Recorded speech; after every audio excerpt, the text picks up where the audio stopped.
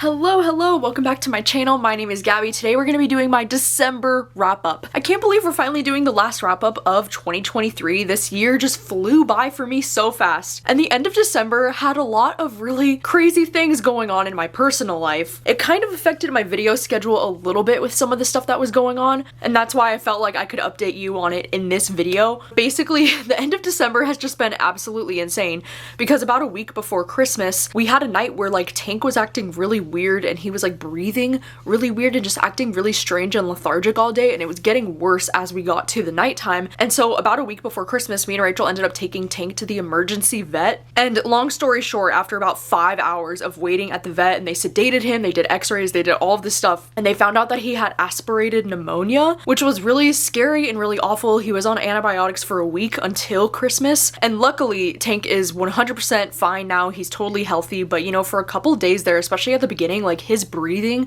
was so difficult to listen to, and it was just like the worst. It was like one of the hardest things to like watch him go through that. It was just really awful. I think it's so hard to like see your pets in pain because there's not a whole lot that you can do about it besides like taking them to the vet and like getting the medication, but there's not a whole lot you can do, and it just feels so helpless and terrible. So like that was a big life thing that happened about a week before Christmas, so I wasn't really vlogging the way that I thought that I would be in the second half of the month. But then also on Christmas Day, my sister got engaged, which is so exciting and so wild. You know, like my sister's been with her boyfriend for about 5 years now, so we've been waiting for this for quite some time, and she's so happy, and she got engaged on Christmas Day. It was really beautiful. It was such a sweet moment for like our whole family. She's really excited, and so that was another huge, you know, life thing that happened just within the last couple of days here. It's so crazy because 2023 has already been such a crazy and amazing year. This month over on my Patreon, I did post my like 2023 vlog compilation video, which is one of my favorite videos to make at the end of every single year. It's kind of like, you know, I just pick a song and then I put a lot of my vlog clips over the song just to kind of like recap this whole year. And I am just completely floored and flabbergasted over the year that I've had in 2023.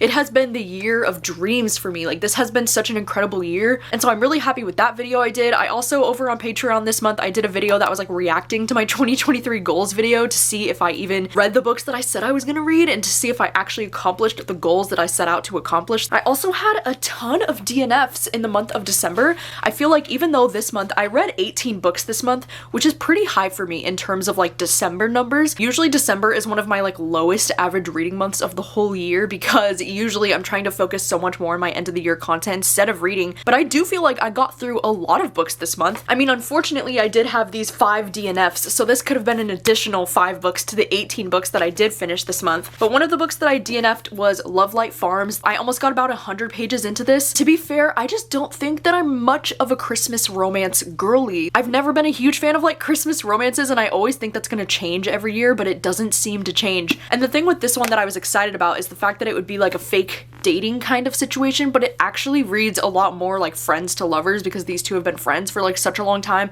and they both so obviously have feelings for each other that it just kind of made this more obnoxious to read than anything. Like I just couldn't connect with it. And then I also DNF'd Good Girls Don't Die by Christina Henry. This was a huge disappointment for me because this was one of my most anticipated thrillers of the year, and the writing was just so, oh my gosh, it just read like every generic thriller that I've ever read, and you're following a character who like doesn't know what's going on in her life and she's trying to figure out the pieces. It just got really repetitive, really annoying. I only got about 100 pages into this before I DNF'd this one. I also DNF'd Sisters of the Lost Nation, and this was mostly due to the fact because I could not stand the audiobook. I thought the audiobook narrator, like there was something about her voice, it was just so annoying. And I got about 80 pages in via the audiobook, so maybe at some point I'll try to jump back into this and read this book physically. I also ended up DNFing Apples Never Fall by Leanne Moriarty. This is a book that I had some high hopes for. It was actually a book that I was reading this month because I pulled the prompt out of my Patreon jar, and I got almost 100 pages into this one as well, but this is another book that I just feel very bored by the beginning of this book. This one definitely feels like one of those like thriller or like mystery books that's more like contemporary, slow burn, kind of like family drama. I just couldn't get invested. And then I don't even know if this would be considered a real DNF because I only read about 10 pages of this one. I do think I actually might try to get back into this one once I have the audiobook, but I just found this one kind of hard to get into right off the jump, so like I do plan to read this one still. It's just not gonna happen for me this month. Alright, and so jumping into the 18 books that I read this month, out of those 18 books, 5 of them were manga or like graphic novels of some kind, so let's talk about those first. The first one that I read was Fangirl Volume 3. This is actually a manga that they're making out of the Fangirl book. Like, if you don't know, Fangirl is like one of my favorite books of all time, and they've been turning the Fangirl story into manga, which is like so cool. It's like 2 of my favorite things, just like combining into like one thing, which like how cool is that? And so this one's actually the 3rd volume. I gave this one 5 stars. I loved it so much. I just continue to love this series. It's so wonderful. It just makes me feel all the warm and fuzzy feelings. In this book, if you're wondering, it's not like a continuation of Fangirl. It literally is just the story of Fangirl, but it's broken down into 4 different mangas.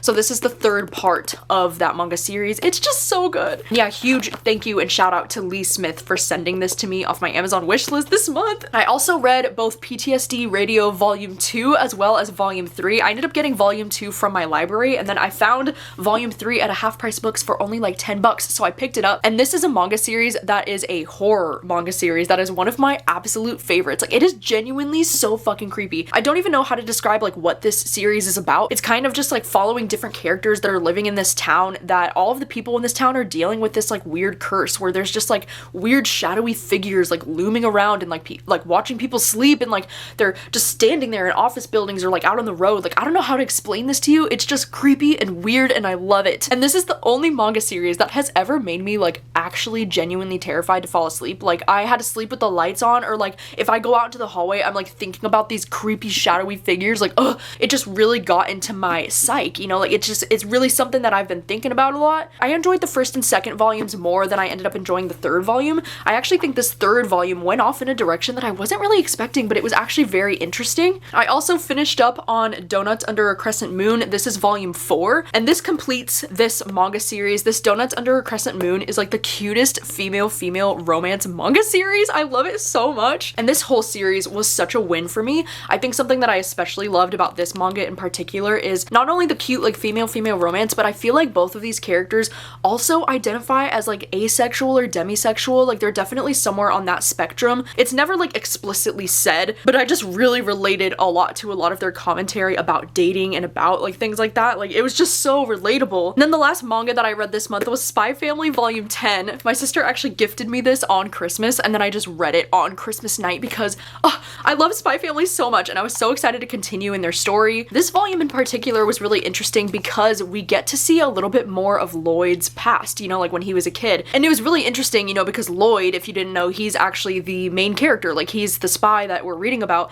And so it was really cool to like hear more about his backstory. There was a little bit of a time after hearing about his backstory where I thought this volume dragged just a little bit, but then the ending just left me with something that I'm really looking forward to reading in the next volume. So I gave this one 4 stars. It was such a fun time. I just love Spy Family so much. It makes my heart happy. All right, the first book that I read in the month of December was The Christmas Guest by Peter Swanson. And this is actually a thriller novella from Peter Swanson. It's holiday themed. It all takes place around Christmas time. In this story, you're following this character. I think her name is Ashley, and she's originally from the States, but she's going to school overseas. And some of her local friends like invite her back to their family's home for the holidays. So she decides to go because she's kind of dealing with a lot. She doesn't really want to celebrate the holidays this year, and she also just recently lost some of her family. Like, her family has died, so she has no reason to go back home. So she decides to go with her friend to her family's Christmas gathering, and then some creepy things start happening. Like, there's like a man in a Santa costume who seems to be like stalking them through the woods kind of vibes. Like, it's genuinely so creepy and so interesting. And this is a novella, you know, so it's only about 100 pages. Like, the audiobook was only 3 hours, and I had such a fun time with this. I feel like there's a genuinely decent plot twist that happens about halfway through this book that I did not see coming, and it was just such a fun time. I gave this book 4 stars. I kind of really hope that thriller novellas become a more popular thing, especially like holiday themed novellas. I think that would be so cool. The next book that I read was Vampires of El Norte. This was the first book that I read for a video that I was doing this month where I was like reading new thriller and horror books that I was excited about. And this is the same author as The Hacienda, which is a book that I actually read at the very beginning of this year. And this one is a bit historical. I think it takes place in the 1840s in Mexico. And so basically we're following these 2 characters named Nena and Nestor. And when they were younger, there was this attack, right? Like, there was this monster creature thing. Like, they don't know exactly what it was, but it attacked her when she was a young girl. And this guy Nestor just like assumed that she died after that attack, and so he leaves the town. But now the story's taking place like almost 10 years later, where he's going to be returning to the town because the town's getting prepared to go to some kind of war, and they need like every single able-bodied man to come to help with this war. So he comes back to the town, and then then he sees her there, and it's been 9 years. And they kind of had a little bit of a romance thing happening between them when he thought that she died. So like this is a really shocking thing for him. Like it's a huge revelation to learn that she's still alive. And this is one of those books that I feel like it's hard to categorize this, at least like genre-wise, you know, because I know some people want to say this is horror because there's like monsters or like creatures or like vampires and cowboys and shit, but I also think that this story is really more of like a family drama kind of story with a lot of romance and a lot of like historical setting. Definitely has a lot more slower of pacing than I was anticipating, and I personally would have preferred a little bit more of the vampires and a little bit less of the romance. It's not like the romance wasn't well written, because I definitely think the romance is really well written in this book, but it's also just like one of my least favorite romance tropes. Like I don't really like the whole like childhood friends to lovers or like second chance romance tropes anyways, and that's definitely the kind of romance that was happening in this book. I think the writing in this book is really beautiful, you know, like I think this author is really talented with her writing. I just don't know if it's exactly like my taste in books, and the romance just took up so much of the story. I just wanted more horror from this. I think I'm giving this one around 3 stars. It's definitely something I could still see myself recommending. It just wasn't really for me personally. The next book that I read was The Fiction Writer by Julian Cantor, and this one is a thriller that I just thought was like so entertaining. We're following this girl who's an author. Her name is Olivia Fitzgerald, and she is a little bit down on her luck because her last novel didn't do so well. It was kind of like a retelling of Rebecca, and it was called Becky, and her last novel just didn't do so well, and she was like once on the rise, but now she's just not doing so great after that last book. And so then after that, she gets this job opportunity from this guy named Henry Asherwood, and he's like been named People's Sexiest Man Alive. Like he's kind of a big deal in the world, and he hires her to ghostwrite a book for him, and she's like, oh, what is this about? Like, why would he randomly choose me? And he tells her that he thinks that the author of Rebecca, you know, Daphne, he thinks that she stole his grandmother's story, and that his grandmother like is Rebecca basically, and so he wants her to ghostwrite a book about this situation. This book takes place in California. It has great like California coast atmosphere and vibes. I also think this is one of those thrillers that definitely has a bit more romance than I was anticipating, which isn't always a bad thing, you know. It's not exactly the vibe that I thought I was signing up for. The way that I described it in my vlog is like this is a more vanilla version of Verity, because there are so many comparisons that you can make here with Verity, because Verity is like also a book about a guy who like hires this woman to ghostwrite something, and then there's romance that starts happening between them, even though there's like creepy vibes and red flags happening everywhere. I don't know, like I enjoyed it for what it was. Like it was a quick read. I think the main character is really obnoxious at times, and she just chooses to ignore red flags that are like really obvious. But at the same time, like it wasn't something that I didn't like it was very readable. I finished this all within like one night, so I think I would give this one around a 3 star or like a 3.5 star. It was just okay. And then I ended up reading Out Behind the Barn. This one is a horror novella that's only about 100 pages, and this one's really interesting. The only thing that I'll say about this, because I don't want to spoil anything about this book for you, is that we're following these 2 young boys, and it says these 2 young boys, they creep up to the window and they watch as Mrs. Maggie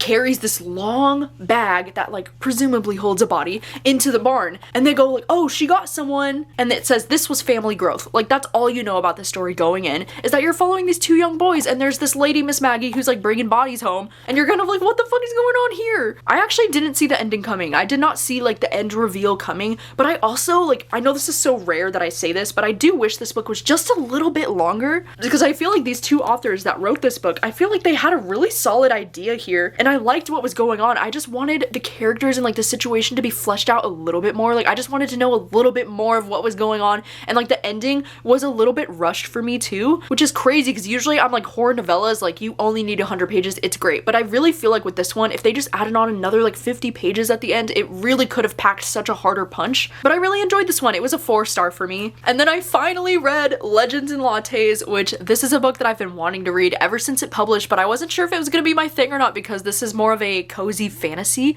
which if you know me and my reading taste, like I don't really read cozy fantasy. Like that's not something that I don't think I've ever read a cozy fantasy book. So this was definitely a new experience for me. In this story, we're following this female character named Viv, who is an orc, and she's gonna be hanging up her sword for the final time, and she's gonna be opening up a little coffee shop in their town. So cute, because in the city of Thune, like a lot of these creatures or like things that exist in this town, they don't know what coffee is. Like nobody knows what coffee is. And so this is like a really cute and wholesome story about how this orc is like opening up this little coffee shop and like making coffee for these people. There's also like a lot of really other great characters that get introduced in this book, like Thimble and Tandry. And like really, like Thimble was such a freaking cute and iconic character. Like Thimble really made this story great for me. But I don't know, there was something about this book, like it just gave me such a warm, fuzzy, comforting feeling while I was reading this. It also just made me crave coffee so badly, like coffee and pastries while I was reading this. Like the descriptions of the little cafe were just everything. Like it was so cozy and it was so nice to listen to at the end of the night. I feel like this is like honestly the perfect time of year to read a book like this, because when it's so cold out and like stormy out, you just look for something that's kind of cozy like this. I think towards the second half of the book, I started to lose interest just a little bit because some of the more fantasy elements of the book started coming into play and I was getting a little bit lost. But overall, I really enjoyed the vibes of this one. I think it definitely lives up to the hype. Like it was so freaking cute. I think I'm giving this one around like 3.5 stars. And then I ended up reading Do Your Worst by Rosie Danon. This is a romance that I was really looking forward to because I'm a huge fan of the book The Roommate by this author. And in this story, we're following this character named Riley Rhodes, who is going to this castle that's in Scotland because she's been hired to break a curse that's on this castle. And then the love interest in this book is this guy named Clark Edgware, and he is this disgraced archaeologist, and he is very skeptical when it comes to things like this. Like he doesn't believe in curses and all of that shenanigans, and so they have a very great banter right off the bat. I mean, it's funny because right at the beginning of this book, they actually meet in a bar and they really hit it off, but they don't know who the other person is, you know? So then the next day, he finds out that she's actually there to break the curse and that he had actually tried to get her fired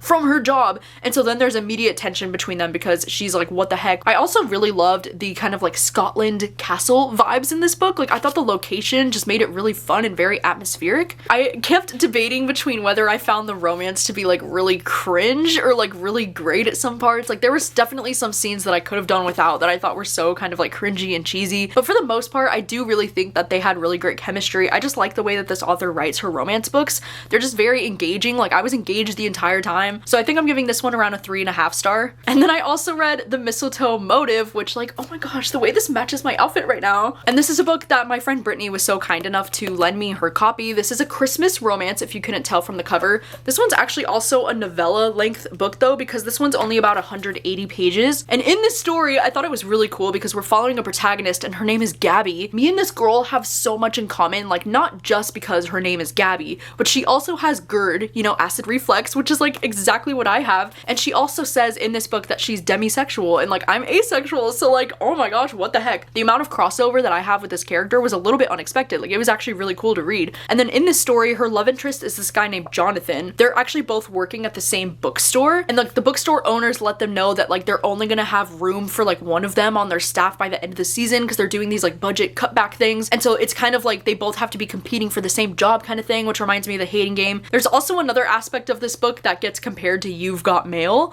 and if you know, you know. I just wasn't a huge fan of that part of the book because I don't like the You've Got Mail trope kind of thing. I just don't like it. But this was a lot cuter than I was anticipating. It was so much fun to read this copy because my friend Brittany actually had annotated this before, so it was really cool to like read a book that was annotated by one of my friends, and it just made me crack up the entire time I was reading this because she would like underline how often the author had to like mention the guy's like green, wintergreen, evergreen eyes. Like the amount of times that she mentions that his eyes are green, like I get it. So like some of it was a little bit annoying. I think the ending also too got a little bit cheesy. I mean, as you would expect for like a Christmas rom-com, right? But overall, I had a fun time with this. Like I didn't mind it at all. I'm giving it like 3.5 stars. I think mostly because I did like some of their romance and banter was cute, and I really related to this main character. All right, the next book that I read this month was Dark Corners by Megan Golden, and this is actually one that I listened to on audio. This is one that I was really excited to read because it's actually the sequel to one of my favorite thrillers that was called The Night Swim that came out a few years ago. And in this thriller, we're following the same podcaster because The Night Swim was essentially about this like podcaster who was like covering a case in a small town. And so in Dark Corners, we're following that same podcaster as she's going and traveling somewhere else to cover another case. And in this story, it's really interesting because she's actually covering this case where this influencer went missing and they think she was like abducted and taken maybe. And I thought this novel was especially interesting because, you know, as someone who's like a content creator online, I really thought it was interesting that she did like a deep dive into the world of like influencers and like social climbers and like all these kinds of people who really like live online. I thought some of the commentary was pretty hilarious and pretty interesting, and there were some quotes that I actually found super relatable, like when she said, "What people don't realize is that being an influencer is like feeding a monster, an insatiable monster. Nothing is ever enough. No matter how much you give, there's always someone giving more." I also just think the podcast elements of this book were really cool because the audiobook was so well done because it sounded like a real podcast, like when it would go back and forth between the chapters of like when she was actually investigating stuff, and then you would hear the actual like podcast episode clips. I don't know, I thought it was really cool and really well done. I mean, the only thing about this book is that the ending of this book is a little bit underwhelming in my opinion, and I don't think there's anything that happens at the end of this book that's like super shocking that you wouldn't see coming. But at the same time, I think I'm giving this around like a 3.5 star because I enjoyed my experience reading this. Like I kept feeling like every time I turned off the audiobook, I was like eager to pick it up again and keep reading because it just had that quality to it that makes it very readable that I really enjoyed. And then the next book that I ended up reading this month was The Fake Mate by Lana Ferguson. And this is one that I was excited but also like hesitant and nervous to read because I really enjoyed the book from this author, The Nanny, which is their romance that they came out with last year. I thought that one was really fun and like really steamy and kind of spicy and like not something I would typically pick up, but I had a great time reading it. And this one I was nervous to read because this one involves like a werewolf thing in this book where both of these characters are two wolf shifters. It's like the whole thing with like the alpha and the omega and like the beta and like the different, I don't know all the werewolf terms, you know, like I don't really read werewolf kind of romance books like this. I mean, other than like the occasional fanfic that I've read here and there that involves these like werewolf kind of things, I don't fully understand it, to be honest. And I think you should take my review with a grain of salt with this because I just don't really think the werewolf thing is my thing. You know, like I wanted to give this book a shot because I really enjoyed the previous romance book from this author and because I was just kind of curious, you know, like I just wanted to read and see if it would be my thing. And I don't know if like the werewolf thing is my thing when it comes to these romance books. But with all that being said, I still had a really fun time with this because there's like a fake dating aspect to this book that I really liked. I also liked that they were both doctors, or like they both had like medical jobs, which I also found to be really interesting to read about. And they just had really great tension for the most part, you know, like I really do like the way that this author writes the banter and like the romance between her characters. Like I think she does it really well. I will say though that this book was a little bit too, like not too steamy or too spicy, but I guess it was just too much sex. It was like right off the bat, they're like having sex at the beginning and then it's just like a lot of sex scenes where, I don't know, like sometimes with my romance books, I like a little bit more balance with like plot and steamy scenes. Like I don't need so many steamy scenes like back to back to back to back. And this book kind of does suffer from that a little bit. Like it's just too long. You know, like this book is over like 360 pages. Like there's just no reason for it to be that long. Like I think you can cut down on like the steamy scenes, you know, and just maybe have some more plot or something else more interesting going on. That's just me personally. I think I gave this one around 3 stars. All right, and then the last 4 books that I read for the end of the year were all books that I ended up rereading because, you know, as I mentioned, at the end of December, I really love to do some rereading at the end of the year. It's my favorite time to reread books that I've been wanting to read for a long time. And I would have vlogged my experience of rereading these books, but again, I had so much personal shit going on at the end of December that I felt a little bit burnt out and I felt a little bit emotionally drained with some of the stuff that was happening with Tank, and I couldn't bring myself to do it. But some of the books that I ended up rereading include Notes on an Execution. This one is one that I actually reread for my Book Troop book club this month because it was our December pick, and me and my sister did a live show discussing this book. You know, this book made for a really great discussion because I ended up loving it. Like it was 5 stars for me. It was one of my favorite books of all time, but for my sister, she ended up giving it around like a 3 star. Like she didn't enjoy it as much as I did. So I think it made for a really interesting discussion so that we could see both perspectives and just really get to talk about this book in depth. I mean, I annotated the absolute crap out of this book. I actually re-annotated it when I just reread it again, and it was it was such a great experience. And this book is more of a, I wouldn't describe it as like a thriller. It's more of a literary suspense kind of story where you're learning about the life of this guy named Ansel, who's a serial killer who's sitting on death row, and it's told through the lens of 3 different women who are in his life. And so I just love the writing in this book. Like the writing is just so thought-provoking. It's so interesting. It just hits me so hard every single time. Like I cried twice while reading this. There's just something about this book that really does it for me. If you want to hear more of my thoughts, I'll have the live show link down below. I also ended up reading The Grown Up by Gillian Flynn for the first time in like years. I think this book originally published in like 2017 or 2018, so it's been a long time.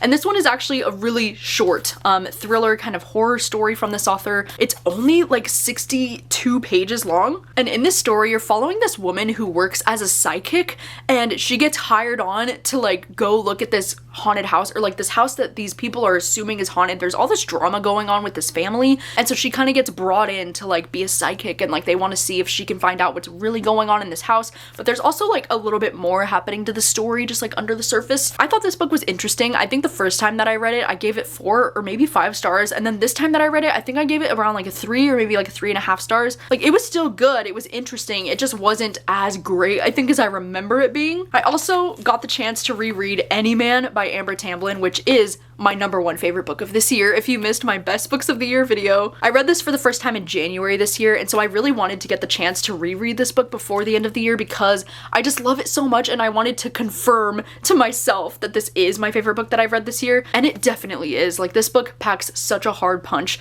This is the kind of story that will probably make you emotional. Like, it's very triggering, it's very hard to read, but there's just something about the way that this book is written that is just so powerful. Like, Amber Tamblyn is such a freaking storyteller. This almost reads like poetry. Like, I don't really know how to describe what this book does to my brain when I read it, but it is just incredible. Like, it is such an incredible read. The little blurb on the back that says, "Any Man is a genre-bending, brilliant blowtorch of a debut novel amplifying the complexities of sexual violence and the radical cost of survival. This book changes everything." I think that's all you need to know right there. I think, you know, if sexual violence is something that's difficult for you to read about, I mean, hello, it is for me as well. Like, I always talk about the fact that it's one of my most triggering things to read, but there's just something about this book that is so hard-hitting and it's just so well done that it can't not be my best book of the year. It's just so good. And then the last book that I ended up reading that was a reread at the end of this year was Project Hail Mary by Andy Weir. I've been wanting to reread this book ever since 2021 because if you didn't know, this book was actually my #1 favorite book that I read in 2021. It's been about 2.5 years now since I actually read it, because I read it in about, like, I think I read it in like May 2021. And so I've just been dying to reread it ever since because I wanted to know, like, was it just that first time experience, or like, will it really live up? And I feel like, oh my gosh, I just love this book so much. It was an easy 5 stars again. I just love everything about this book. Like, I am such a freaking, like, sci-fi, like, space nerd girly. Like, oh my gosh, I really should read more sci-fi because of how much I love this. But in this story, we're following this guy named Ryland, and he's out in space. He can't remember his own name. He doesn't know what he's doing there, and he has to figure shit out while he's in space by himself. It is just so fascinating and so interesting. There were a few things that I had forgotten about this book in terms of, like, the storytelling style. I think for me, like, some of the flashback chapters could be a little bit slow for me at times, especially on a reread because I already kind of knew what was going on. And this book is definitely a little bit more sci-fi than I remember it being, which I know doesn't feel like it makes a lot of sense. But I remember saying the first time that I read this, I was like, the sci-fi wasn't even that hard to understand and it was really easy and it dumbed it down for you. And then the second time that I just read this, I was like, wow, like, this is a little bit more science-y than I remember it being. I had so much fun with this book. I love the characters in this book. There's a certain character, if you know, you know. It's like one of my favorite characters ever. And the ending of this book actually makes me cry. Like, it's just so beautiful. It's so wholesome. It's just, oh my god, this book is everything. So yeah, it's still a 5-star. It's still a new all-time favorite of mine. I loved it so much, and I got to annotate it this time around, which was also just so much fun. It brought me so much joy to annotate this. Alright, so those are all of the books that I read in the month of December. It was a really great reading month for me. I don't know why. It seems like I rated everything like 3.5 stars. And then I also got to a lot of things that are really short on my TBR. Like, I didn't even realize how many things that I read this month were like short novellas or like tiny little books, but you know, hey, it's fine. I'm rounding out the year with 218 books that I've read for this year. So like, that is so crazy. 218, and like 18 is like my lucky number because, you know, my birthday is on the 18th of January. So like, I just love the number 18. So like, how cool is that? So my next video that you're gonna see after this will be the last video that I'm posting in the year of 2023, and it's gonna be my stats video. And that's another video that I really look forward to doing at the end of every year, because that's the video where I break down all of the numbers for like how many books I read this year, how many were books, how many were manga, what was the most read genre that I had this year, which is actually shocking because for once in my life, thriller is not my highest read genre of the year for me. Woo! So like, the stakes are gonna be high for this video. I'm very excited. I'm gonna be filming it very soon and posting it very soon after this. So thank you so much for watching. You'll have to let me know how many books did you read in the month of December? What was the best book that you read this month? What was the worst book that you read this month? Please leave a comment and let me know if you've read any of these books. I would love to know your thoughts on these as well. And thank you so much for watching as always, and I will see you very soon with another video. Bye.